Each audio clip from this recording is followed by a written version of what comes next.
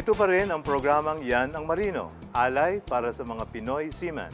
Admiral, curious lang ako, ano po ba yung mga benepisyo na nakukuha ng isang seafarer? Ay marami. Marami? Maliban sa malaking sweldo, Wow.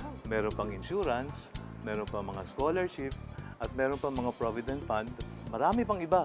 Naku, ang dami-dami naman pala, Admiral. Pero ang alam ko, Admiral, pag miyembro ka ng AMUSOP, naku, meron pang dagdag benepisyo. Yan ang hospitalization.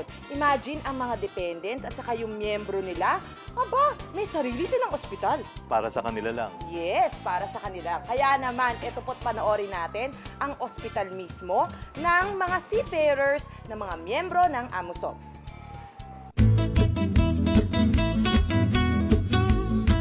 Pag isa kang seafarer, marami kang benepisyong matatanggap. Bukod sa maraming available na trabahong pwede kang mag-apply, malaki pa ang kadalasang sweldo ng isang marino. At isa pang magandang benepisyong matatanggap ng isang magdaragat, lalo na kung ikay miyembro ng AMUSOP, ay ang pa-ospital.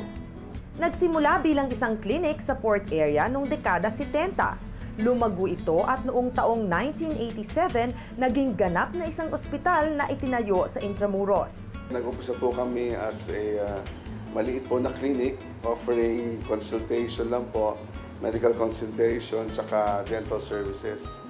Until nagpatayo po ng ospital, doon din po sa port area, ang Roberto Oca Workers Clinic, 1987. Dumami po kasi mga pasyente po namin. So, nakita po ng Pangulo po namin, ang leadership po ng Union, na kailangan mag-expand, kailangan namin lumaki. So, tinayo po nila itong hospital noong 1987. Ito pong hospital sa Intramuros. 100-bed hospital po kami ngayon. High-tech kung tutusin ang mga gamit dito.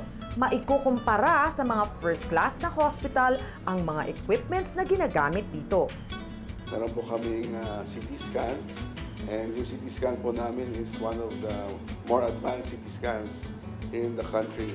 Meron din po kaming nuclear medicine, gamma camera for functional testing ng mga vital organs natin.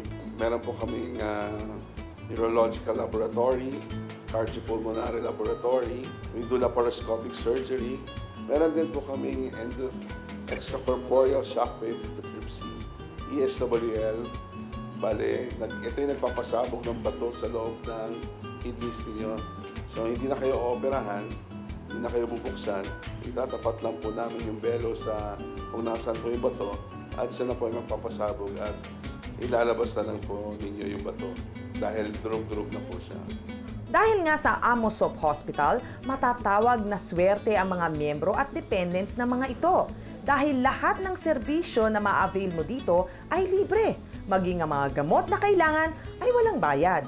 Basta active member ka ng AMUSOP and your dependents. Kung ikay may asawa, ang asawa mo at ang iyong mga anak, kung ikaw naman ay single, walang asawa, ang mga magulang mo at mga kapatid mo. Pero kung mga anak at kapatid, dapat below 80.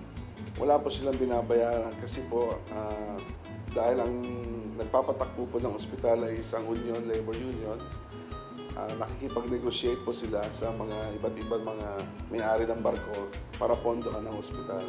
Pinakamalaking hospital ng AMUSOP ay nasa Maynila. Subalit mayroon ding hospital sila sa Visayas at Mindanao. Meron po kaming ospital sa Iloilo, sa Cebu, at kabubukas lang po namin ang ospital sa Davao po. At kung mga medical staff ang pag-uusapan, aba, di pa huhuli sa galing ng mga doktor at nurses na kabilang sa AMUSOP Hospital. May mga nursing schools na affiliated po sa amin. Ang aming Obstetrics and Gynecology Department ay accredited po ng Philippine Obstetrics and Gynecological Society for training. Marami pong nanganganak dito sa aming ospital. So, sa isang araw, nakakatatlo po kaming deliveries, 3 to 4 deliveries a day. So dahil malaki po ang training, parang training material, kinonsider po ng the local Gynecological Obstetrics and Gynecological Society to accredit our department. We have qualified physicians and graduate resident doctors who handle the day-to-day activities here in the hospital. Kaya mga marinong miyembro ng AMUSOP, don't worry! Sa sakit ninyo, may ospital na parating naka-ready.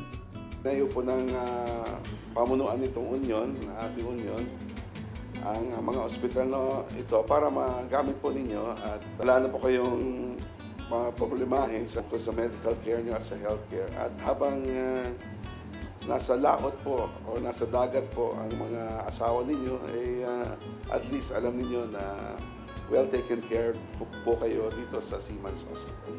Maraming salamat.